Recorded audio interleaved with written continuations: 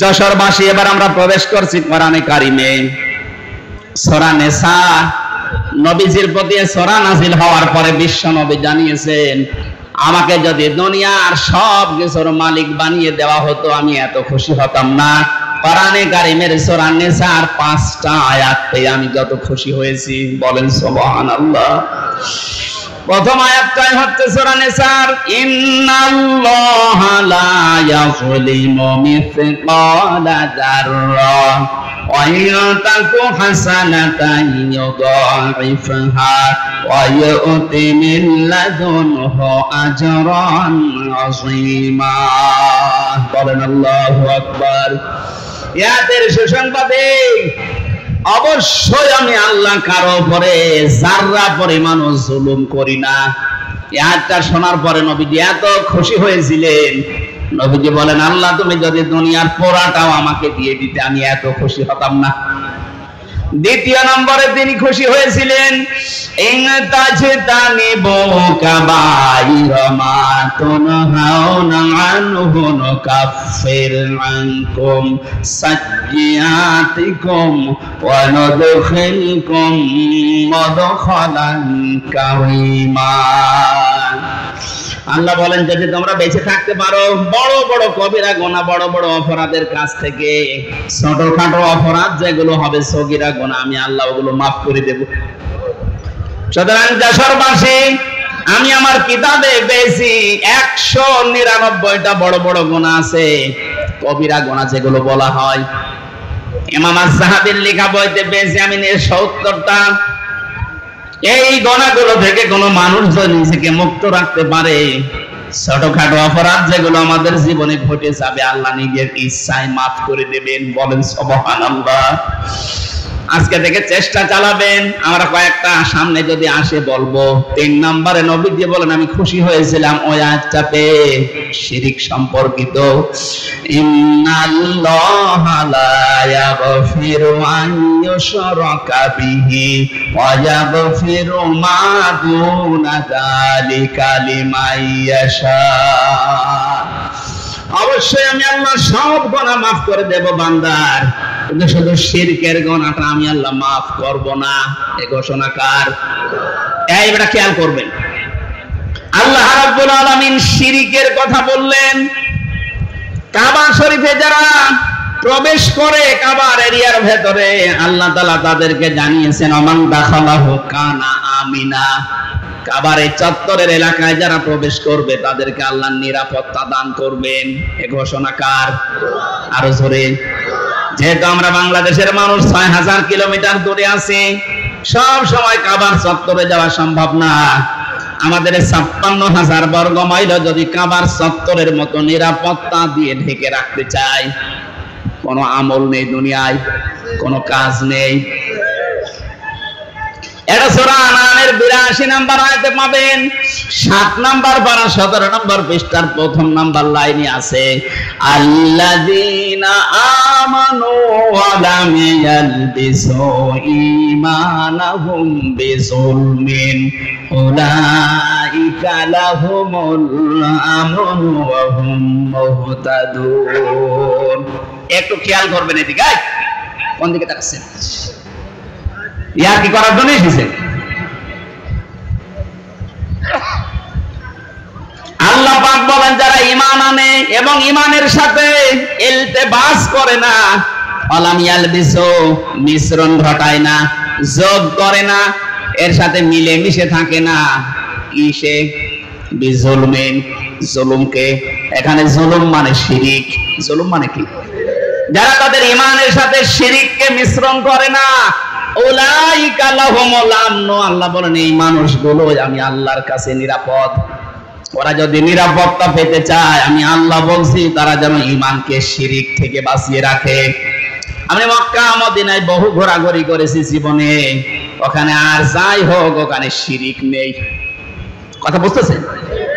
আমান দাখালাহু কানা আমিনা, সূরা ইমরানে আছে। আল্লাহ পাক বলেন, কেউ যদি কাবার চত্বরে প্রবেশ করে তাকে যেমন নিরাপত্তা দিয়ে দেয়। এই যে তো কাবার চত্বর, এইটা না, এই চৌগাছা কি কাবার চত্বর? কথা বলেন না কেন? এই জায়গাটা তো কাবার চত্বরের মতো নিরাপদ বানানো লাগবে। বাংলার এই ৫৬,০০০ বর্গ মাইল যদি আমরা নিরাপত্তায় ঢেকে রাখতে চাই, কত রকমের হুমকি আমাদের উপরে, বাইরের দেশের হুমকি, প্রতিবেশীদের হুমকি, এক কথা বলছে না কেন? এই যে বঙ্গোপসাগরের হুমকি, কত হুমকি আমাদের সামনে, কত বিপদ।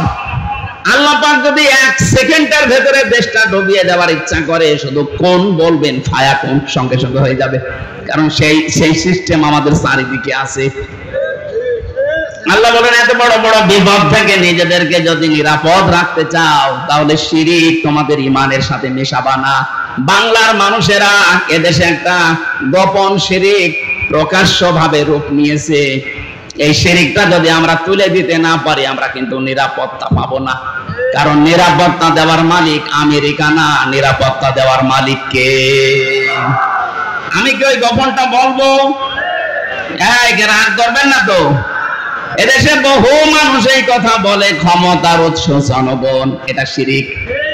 এটা সূরা বাকারার ভেতরে আছে, আন্নাল কুওয়াতা লিল্লাহি জামিআ, সব ক্ষমতার মালিক কে? আরো জোরে, জোর হলো না, আরেকবার বলেন, জবান খুলে সবাই বলেন, ক্ষমতার মালিক কে? এইটাই হারিয়ে ফেলেছিল ১৫.৫ বছরে। ওরা মনে করতো আমরাই ক্ষমতার মালিক। এখনো পর্যন্ত অনেকের ভেতরে বিশ্বাস আছে, অথচ লোকটা নামাজ পড়ে, রোজা রাখে, হজও করে এসেছে, দান সাদকা করে, কিন্তু বিশ্বাস করে আমাকে জনগণ ক্ষমতায় বসাবে। কি কথা বলেন না কেন? এটা যে শিরিক, আপনি কি বিশ্বাস করেন? সূরা বাকারা, কি করেন কি? একটা কথা বোঝার মতো কিছু না, আপনি গল্প করছেন মানে।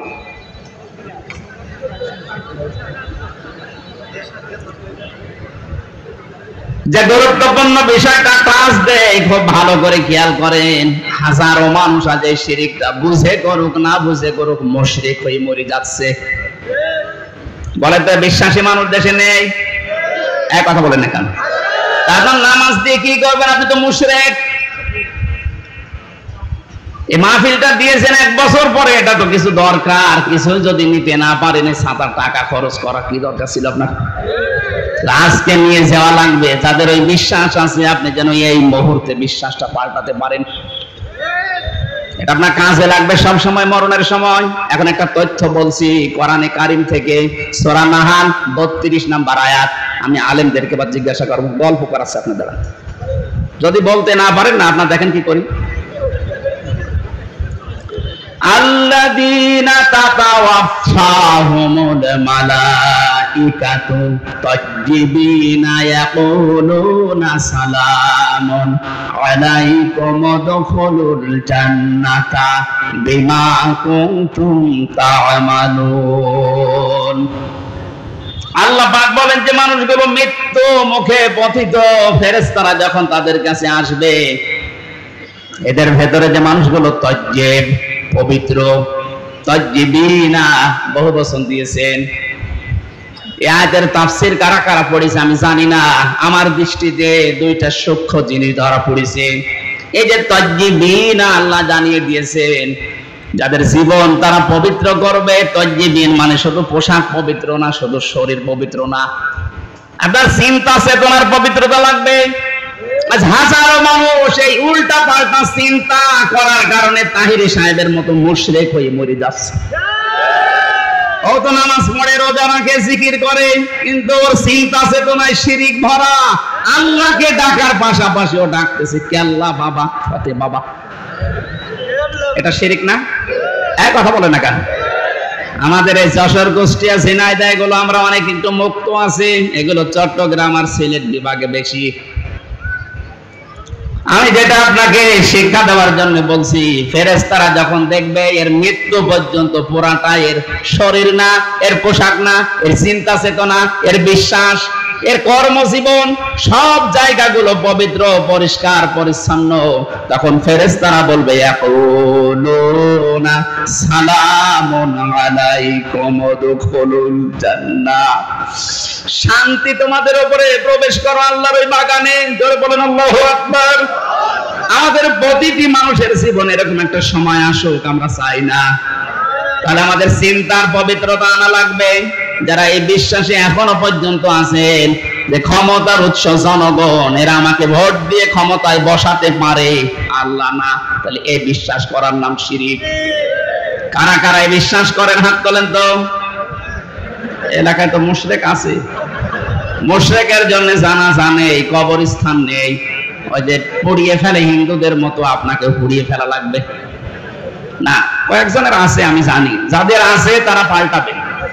এই মুহূর্তে এই শিরকটা বাংলাদেশ থেকে আমরা তুলে দিতে চাই, এটা লাইভ চলছে, সারা দুনিয়া শুনতেছে। ক্ষমতার উৎস কে বলেন তো? এই জানান করে বলবেন ক্ষমতার উৎস কে?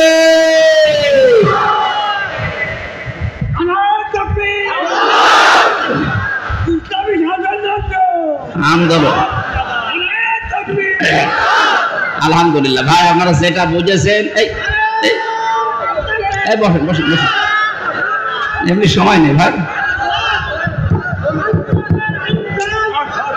এই বসেন বসেন বসেন, কোন পাগলের খাড়া করে দিলেন? আরে জামা ধরে বসা না, আবেগ চলে এসেছে তো। ভালো, আলহামদুলিল্লাহ। আপনি কথা বুঝতেছেন তো নাকি আন্দাজে বসে আছেন? এই যে বিশ্বাসটা যাদের আছে, এসেছে দলের লোক হোক, ওই বিশ্বাস ওখান থেকে পাল্টাবে। ক্ষমতা আমাকে জনগণ দিতে পারে না, দিতে পারে কে?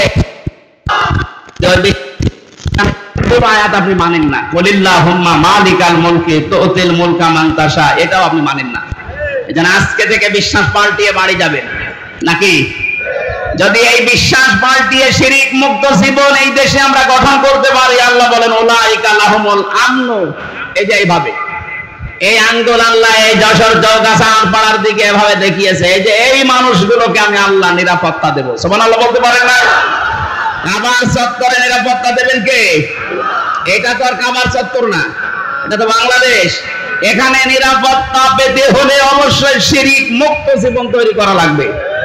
15.5 বছরে অনেকে জাতিকে শিরক যুক্ত করার জন্য চেষ্টা চালাচ্ছিল, আল্লাহ আমাদেরকে বাঁচিয়েছেন। আমরা যদি এখন না বেঁচে আবার শিরক আরম্ভ করি, নিরাপত্তা থাকবে দেশে? 4 নম্বরে বিশ্ব নবী বলেন, আমি সবচেয়ে বেশি খুশি হয়েছি আল্লাহর কোরআনের সূরা নিসার আয়াতটা পেয়ে, ওয়ালাউ আন্নাহুম ইয়াযলামু আনফুসাহুম জাউকা ফাস্তাগফিরুল্লাহা ওয়াস্তাগফারা লাহুমুর রাসূল লাওয়াজাদুল্লাহা তাওয়াবার রহিমা। আল্লাহ বলেন, কোন মানুষ যখন নিজের উপরে জুলুম করে, তখন এই মানুষটা নিজে নিজেকেই ফিরিয়ে নিয়ে আসে, অথবা আপনার কাছে হে রাসূল তারা এসে তাদের গুনার এই শিরকের এই জুলুমের কথা স্বীকার করে, বলে হে নবী আপনি আমার জন্য ক্ষমা চান। এখন যেহেতু নবী নেই, এই 15.5 বছরে যারা জুলুম করেছেন নিজের উপরে, নফসের উপরে, মানুষের উপরে, জনগণের উপরে, এই জুলুম করার পরে আপনি ফিরে আসবেন নিজে নিজে অনুশোচনা নিয়ে, অনুতপ্ত হয়ে। শুধু এতটুকু আল্লাহ বলেননি, ফাস্তাগফিরুল্লাহা ওয়াস্তাগফারা লাহুমুর রাসূল, তারা নিজেরা তো নিজে ক্ষমা চাইবে, হে নবী আপনার কাছেও তারা আসবে যে আপনিও আমাদের জন্য ক্ষমা চান। নবী এখন নেই, নবীর নায়েব আছে, উত্তরাধিকারী নায়েবে রাসূল। কথা বলেন না কেন? এই পৃথিবীতে যারা জ্ঞান পেয়েছে, ইলম পেয়েছে, যারা আলেম, এরা নবীর নায়েব, স্থলাভিষিক্ত। এদের কাছে যে আপনি শুধরাবেন যে কি করে এই গুনাহ মাফ করা যায়, মুক্ত হওয়া যায়, আপনি আমার কাছে আসেন, আমি আপনাকে বলে দেব যে এইভাবে গুনাহ মাফ চাইতে হবে। আপনি আল্লাহর কাছে দোষ করেছেন, আস্তাগফিরুল্লাহ পড়েন, মাফ হয়ে যাবে। এটা হামজার কাছে যদি দোষ করে থাকেন, আস্তাগফিরুল্লাহ হবে না, ওটা হামজার কাছে বলা লাগবে। সুতরাং 15.5 বছরে যাদের দ্বারা মানুষের ব্যবসা বন্ধ হয়ে গেছে, যারা চাঁদাবাজি করেছেন, যারা গুম খুনের সাথে জড়িত, যারা মিথ্যা মামলা দিয়ে, মিথ্যা সাক্ষী দিয়ে মানুষের জীবন নষ্ট করে দিয়েছেন, যারা আয়না ঘরের সাথে জড়িত, তারা আস্তাগফিরুল্লাহ কাজ হবে না। ওদের কাজ করতে হলে অবশ্যই তার ক্ষতিপূরণ দেওয়া লাগবে। আমার ক্ষতিপূরণ 32 লাখ। হ্যাঁ, আমার এই 3টা বছর থেকে শুরু করে আমাকে ধরার পরে আপনি 10 লাখ টাকা নিয়েছিলেন মিথ্যা আশ্বাস দিয়ে যে আমরা 50টা মামলা দেব যদি 10 লাখ টাকা দেন। আর দেব না, টাকাও নিয়েছেন মামলাও দিয়েছেন, তাহলে ডবল জুলুম। এমনি মিথ্যা মামলা, এর উপর আবার টাকা নিলেন, এবার কথা ঠিক রাখলেন না, ওরা জুলুমের উপরে। 3 বছর আপনি আমার ফাঁসির কন্ডেম ছেলে তালাবদ্ধ করে যোগাযোগ বিচ্ছিন্ন করে রেখে দিলেন। আমি তো নিজেও জানি না আমার ছেলে মেয়ে আমার বউ বেঁচে আছে কিনা, আমি জানি না। ওই কারারক্ষীদের মাঝখানে খবর নিতাম, ওই একদিন খবর দিলে 14 দিন পরে ডিউটি, তখন বলতো যে ওরা বেঁচে আছে। আপনি ওরা মোবাইলে কথা বলতে দিতেন না, সরকারিটাই সবাই থাকবে একভাবে, আর আমি আর মাওলানা মামুনুল হক থাকবো আর একভাবে। কেন, আমি কি করেছিলাম? কোরআনের কথাগুলোই তো ব্যাখ্যা করে করে বলতাম, তাছাড়া আমার কোনো দোষ আপনি পেয়েছেন? কয়েকদিন আগে মামলা খারিজ হয়ে গেছে, আদালত বলছে না এর কোনো সম্পৃক্ততা নেই, একেবারে নির্দোষ, এর কোনো দোষ এই মামলার সাথে আমরা পাইনি। তাহলে মানে নির্দোষে দেশের বিচার ব্যবস্থা থেকে পেয়েছি। এরপরও এই কষ্টটা আপনি কেন দিলেন আমাকে? যদি আপনার বড় কোনো ক্ষতি করতাম, বলে যে শিরিকের বিরুদ্ধে কথা বলে, আরে শিরিকের বিরুদ্ধে আমি বলবো কেন? আল্লাহ বলাচ্ছে আমারে, কথা বলে না কেন? শিরিকের বিরুদ্ধে কথা আমি বলি না, আল্লাহ বলাই। ওনার ওই অ্যাডভার্টাইজ যদি আমি না করি, আমি কিসের বান্দা, কিসের আলেম হলাম আমি? শিরিকের পক্ষে যারা, মূর্তির পক্ষে যারা কথা বলতো, তাদেরকে বড় বড় জায়গায় ইমামতি দিয়ে দিত। মডেল মসজিদের ইমাম তুই, জাতীয় মসজিদের ইমাম তুই, এরকম বহু ঘোষণা আমিও পেয়েছিলাম। রিমান্ডের প্রথম যে 7 দিন, 3 দিনের দিনে আমাকে বলেছিল যা যা বলতে বলি এটা যদি বলতে পারে আপনি কি চান, আকিস গ্রুপে চাকরি করেন, আরো বড় জায়গায় লাগিয়ে দেব। ওই সময় যদি ওদের কথা মতো লিখে দিতাম যে ঠিক আছে বাবা, শাহজালাল সব হালাল, 3 বছর না 3 দিনও আমার জেলখানায় থাকা লাগতো না। বলেন তো সত্যি করে আমি কি করেছিলাম আপনার কোনো ক্ষতি? আপনি কেন বারবার আমার ফাইল আটকিয়ে রাখতেন? লাল কালি দিয়ে বলেছে এইটা এইটা এইটা হবে না, যতই আদালতে তুলে আমি করবো কি? বাড়িতে মাঝে মাঝে কারারক্ষীদের মাঝে খবর নিতাম যে ভাই বলবেন যে আমার মামলা তুলতে, বললাম না, একদিন পরে 14 দিন পরে একবার খবর আসে, ওরা বলতো কি বলবো, বারবার তো বলি আপনার মামলা তো তোলে, কিন্তু দেয় না, আল্লাহর ওলির সই লাগবে। এত বড় অত্যাচার জুলুম আপনি নীরবে আমার উপর করতে পারলেন। একটা দুর্বল মানুষ, আমার শরীরই চলে না। আমি কি আপনার মেয়ের দিকে তাকিয়েছি কোনোদিন? আর আপনার যে মেয়ে, ও কি তাকানোর মতো? আমি, আমার মতো 10টা মানুষ তো কিছুই হবে না। এক কথা বলছেন কেন? হ্যাঁ, এইরকম মেয়ের দিকে আমি তাকাবো কি করে? আমার যেটা আল্লাহ দিয়েছে ওইটাই তাকিয়ে শেষ করতে পারছি না। কিছুই পাননি দোষ, অথচ বিনা কারণে আমার জীবন থেকে এই 32 লক্ষ টাকা প্রায় আমার বাবা, আমার চাচা এদের কাছ থেকে নিলেন। আমার এভাবে কষ্ট দিয়ে 3টা বছর নষ্ট করলেন। কত মাহফিল নেওয়া ছিল সবগুলো ধ্বংস করে দিলেন। আর আপনি এখন আস্তাগফিরুল্লাহ পড়বেন, আল্লাহ মাফ করে দেবে। আল্লাহ কি ওই রকম নাকি? হ্যাঁ, আল্লাহর কাছে দোষ করেছেন, ওইটা আল্লাহর ব্যাপার। আপনি নামাজ পড়েননি, মাফ চান, উনি মাফ করে দেবে। রোজা রাখেননি, যদি বলেন আমার ভুল হয়ে গেছে, উনি মাফ করে দিলেও দিতে পারে, আবার শাস্তি দিলেও দিতে পারে। কিন্তু বান্দার কাছে যদি কোনো অপরাধ করে থাকেন, ওই অপরাধের শাস্তি নেওয়ার জন্য তার কাছে স্বীকার করা লাগবে আর তার ক্ষতিপূরণ দেওয়া লাগবে, আপনার মাপ নেই। কোন মানুষ যখন মানুষ হত্যার সাথে জড়িত হয়ে পড়ে, অমাইয়াতুল মুমিনাম মুতাআম্মিদান ফাজাযাউহু জাহান্নাম খালিদান ফিহা ওয়া গাদিবাল্লাহু আলাইহি ওয়া লা'নাহু ওয়া আ'আদ্দা লাহু আযাবান আযীমা। সূরা নিসার 93 নম্বর আয়াতে আছে, কোন মানুষ যদি কোন মুমিনকে হত্যা করে ফেলে তার শাস্তি 4টা। কয়টা? আরো জোরে বলেন। 1 নম্বরে তার পুরস্কার হিসাবে আল্লাহ তাকে জাহান্নামে দেবেন। 2 নম্বরে সে চিরকাল থাকবে। 3 নম্বরে আল্লাহ নিজে রেগে থাকবেন। 4 নম্বরে তার উপরে লানত দেবেন। 3732 জন মানুষ আপনি 5 তারিখের আগ পর্যন্ত মেরেছেন, আপনি নিজে মেরেছেন, আপনার হুকুমে মারা হয়েছে। কথা বলেন না কেন? এদের সাথে যারাই জড়িত এই হত্যার সাথে, অধিকাংশই তো মুমিন মুসলমান নরনারী ছিল। এ কথা বলেন না। রংপুরের শহীদ আবু সাইদ, নাম শুনে বোঝা যাচ্ছে না নবীর সাহাবীর নাম সাইদ। যতগুলো মানুষের নাম আমি পেয়েছি, ইয়ামিন ভাই, বনিয়ামিন, ফয়সাল, এই সমস্ত নামগুলো সব মুসলিম। এদের আর কিছু না থাকে ঈমান আছে। মুসলমান হত্যা করলে প্রথম শাস্তি তাকে জাহান্নামে আল্লাহ দেবে। সুতরাং এই মানুষগুলোর সাথে যারা জড়িত ছিলেন আপনি বিশ্বাস করে নিতে পারেন যে আপনি জাহান্নামী। 2 নম্বরে আপনি কয়দিন পরে বের হয়ে আসবেন না, সে সুযোগ নেই। অনেকে মনে করে আমি যাব, কয়দিন না থাকলাম, একটু গোতা কাটা খালাম, এরপরে বের হয়ে সুন্দর করে গোসল করবো। হাউজে কাউসার থেকে আগে হামজা ছিলাম, ডবল হামজা হয়ে যাব। ইয়ার কি মারা জিনিস না। আমি কোরআনে কারীম থেকে কয়েকটা দলিল বলছি। যারা এই যে ইচ্ছা করে করে এভাবে হত্যা করলেন, তাদের কোরআনে কারীম তাদের সম্পর্কে জানিয়েছে। এটা সূরা যুমারের ভেতরে আছে। এটা 19 নম্বর আয়াত সূরা যুমারের। আফামান হাক্কা আলাইহি কালিমাতুল আযাব আফা আনতা তুনকিযু মান ফিন্নার। আল্লাহ পাক বলেন, যে ব্যক্তির উপরে দণ্ডাদেশ কায়েম হয়ে গেছে, আমি যার ব্যাপারে সিদ্ধান্ত নিয়েছি যে ও জাহান্নামে যাবে। এই যে সূরা নিসার 93 নম্বর আয়াতে সিদ্ধান্ত কার? ওমাই ইয়াকুতুল মুমিনা মুতাআম্মিদান, যে ব্যক্তি কোনো মুমিন হত্যা করবে, ফাজাযাউহু জাহান্নাম।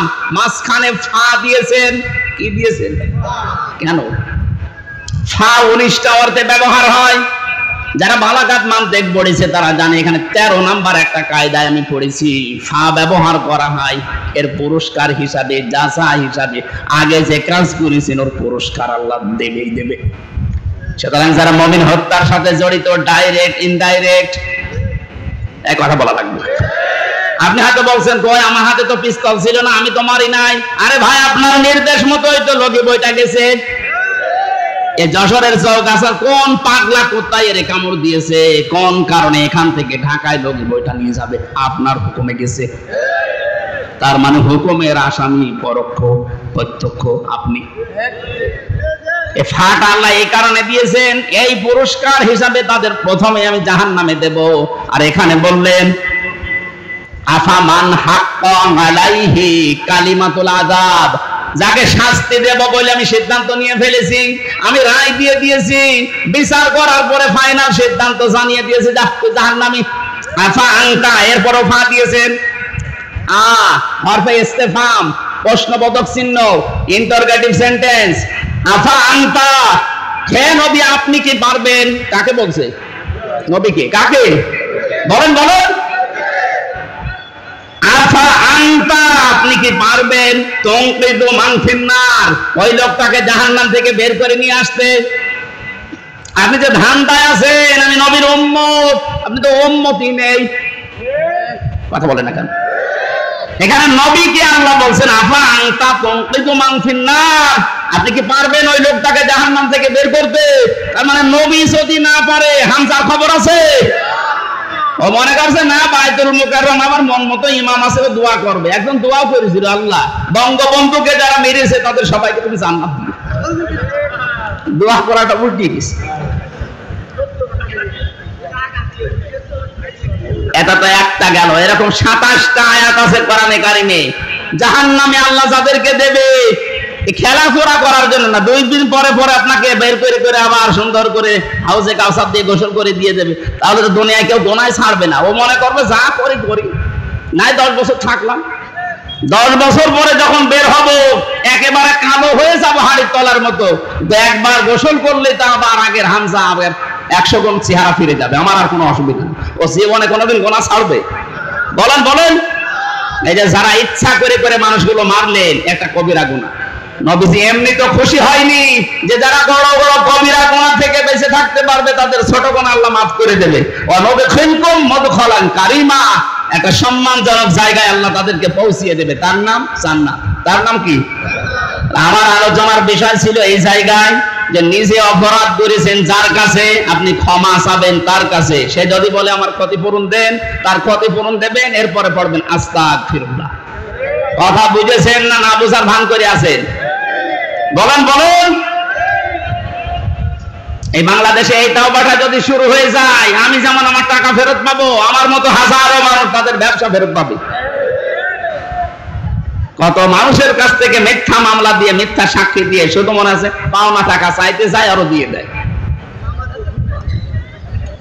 এরপরে আয়াত ছিল, নবীজি বলেন 5 নাম্বার আয়াত, আমি যেটা সবচাইতে বেশি খুশি হয়েছি জানো, অমাইয়া আমাল সুআন আও ইয়াযলিম নাফসাহু সুম্মা ইস্তাগফিরিল্লাহ ইয়াজিদিল্লাহ গফুরুর রহিমা।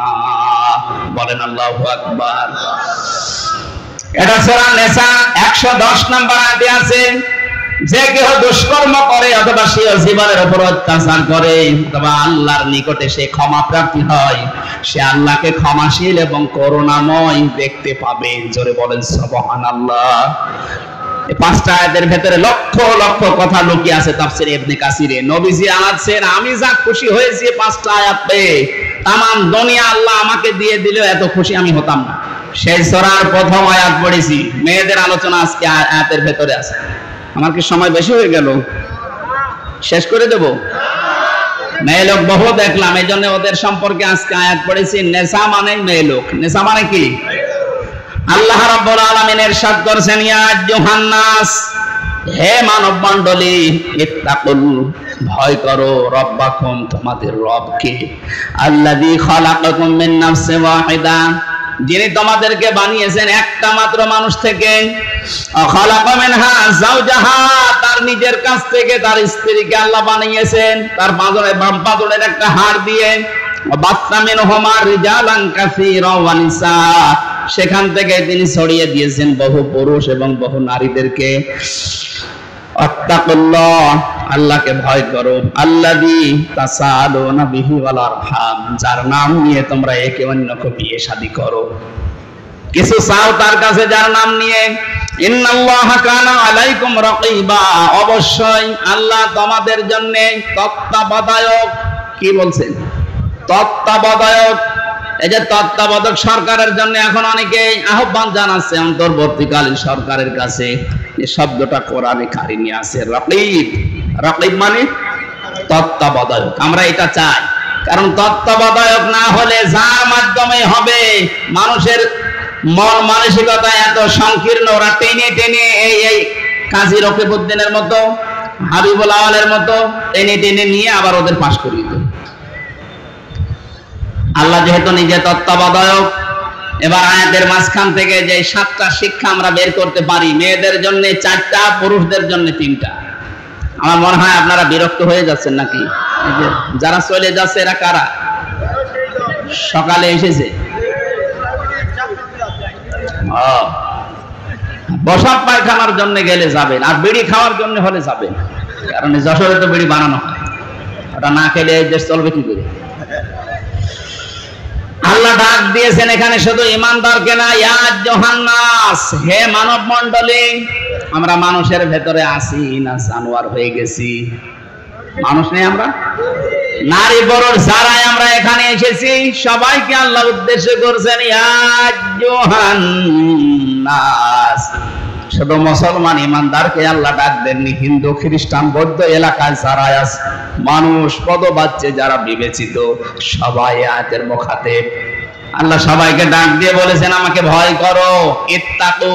এই শব্দটা কি? আমি বাংলাদেশ, ভারত আর পাকিস্তানের বহু জায়গায় গিয়েছি, ঘুরেছি, সারা জীবনের এই 33 বছরে শুনছি তাকওয়া, তাকওয়া, তাকওয়া। কি এটা? কি খাওয়া লাগে? আল্লাহর ভয়টা কি আমরা জানি। আল্লাহর ভয় মানে জড়সড় হয়ে সুবহানাল্লাহ সুবহানাল্লাহ পড়লাম, আল্লাহর ভয় না। তাকওয়া শব্দের ব্যাখ্যা জানা দরকার আধুনিক ভাবে। সে জন্মের পর থেকে তাকওয়া শব্দের ব্যাখ্যা বিভিন্ন কায়দায় আমি শুনেছি, আমার মন মতো ব্যাখ্যা এখনো পর্যন্ত আমি পাইনি। কয়েকদিন আগে একটা ডিকশনারি থেকে দেখলাম যে হ্যাঁ, এটা একটু মিলতেছে। আপনারা শুনবেন না? নবীজির কাছে এক সাহাবী এসে বললেন, হে নবী, আমি সফরে যাচ্ছি, আপনি দয়া করে আমাকে কিছু পাথেহের কথা বলেন যে কি কি জিনিস আমি নেব। নবীজি তাকে প্রথমেই বললেন, তুমি পাথেয় হিসাবে নিয়ে যাও তাকওয়া। কি? আল্লাহর ভয়। আমি সফরে যাচ্ছি, আল্লাহর ভয় তো আমার আছে, আবার আমি কি নেব? নবীজি যেটা বোঝাতে চেয়েছিলেন ১৫০০ বছর আগে, হয়তো আমরা এখন অনেকে ক্লিয়ার না, এখন আস্তে আস্তে জট খুলতেছে। বিশ্ব নবী জানাতে চেয়েছিলেন, সাহাবী, তুমি যখন সফরে যাবে, সফর তো একটা কঠিন কাজ, ওখানে যাওয়ার জন্য যে শিক্ষা দরকার ওই শিক্ষাটা আগে নাও, ওখানে যাওয়ার জন্য যে প্রশিক্ষণ দরকার ওই প্রশিক্ষণটাও নাও, তারপরে সফরে যাও। এটার নাম তাকওয়া। আজ আমরা আল্লাহর ভয় অর্জন করতে চাই, কি এটা? এই দুনিয়া চালাতে হলে আল্লাহর ভয় লাগবে, সংসার চালাতে হলে আল্লাহর ভয় লাগবে, পরিবার চালাতে হলে আল্লাহর ভয় লাগবে, সমাজ রাষ্ট্র চালাতে হলে আল্লাহর ভয় লাগবে, আন্তর্জাতিক বিশ্বের জন্য আল্লাহর ভয় আরো বেশি লাগবে।